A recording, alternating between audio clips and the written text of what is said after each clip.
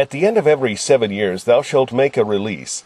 And this is the manner of the release. Every creditor that lendeth aught unto his neighbour shall release it. He shall not exact it of his neighbour or of his brother, because it is called the Lord's release.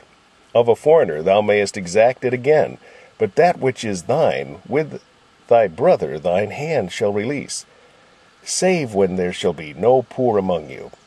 For the Lord shall greatly bless thee in the land which the Lord thy God giveth thee for an inheritance to possess it.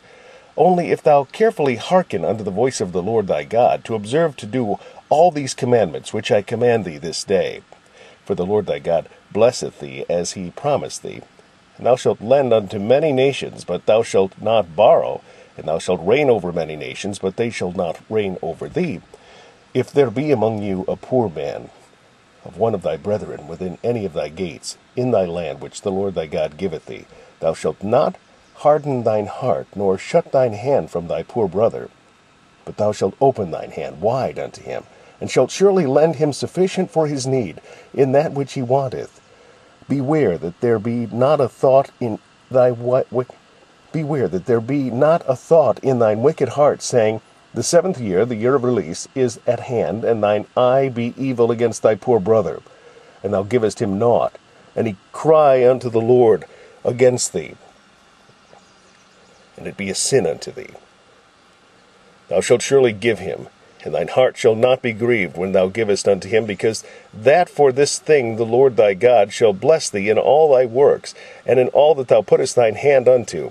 For the poor shall never cease out of the land. Therefore I command thee, saying, Thou shalt open thine hand wide unto thy brother, to thy poor, and to thy needy in thy land. And if thy brother, an Hebrew man or an Hebrew woman, be sold unto thee, and serve thee 6 years, then in the 7th year thou shalt let him go free from thee. And when thou sendest him out free from thee, thou shalt not let him go away empty. Thou shalt furnish him liberally out of thy flock, and out of thy floor, and out of thy winepress. Of that wherewith the Lord thy God hath blessed thee, thou shalt give unto him. And thou shalt remember that thou wast a bondman in the land of Egypt, and the Lord thy God redeemed thee. Therefore I command thee this thing today. And it shall be, if he say unto thee, I will not go away from thee, because he loveth thee, and thine house, because he is well with thee, then thou shalt take an awl, and thrust it through his ear under the door, and he shall be thy servant forever. And also unto thy maidservant thou shalt do likewise. It shall not seem hard unto thee, when thou sendest him away free from thee, for he hath been worth a double hired servant to thee, in serving thee 6 years. And the Lord thy God shall bless thee in all that thou doest. All the firstling males that come of thy herd and of thy flock thou shalt sanctify unto the Lord thy God. Thou shalt do no work with the firstling of thy bullock, nor shear the firstling of thy sheep. Thou shalt eat it before the Lord thy God year by year, the place which the Lord shall choose, thou and thy household.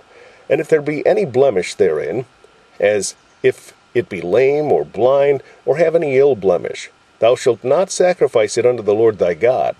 Thou shalt eat it within thy gates. The unclean and the clean person shall eat it alike, as the roebuck, and as the hart.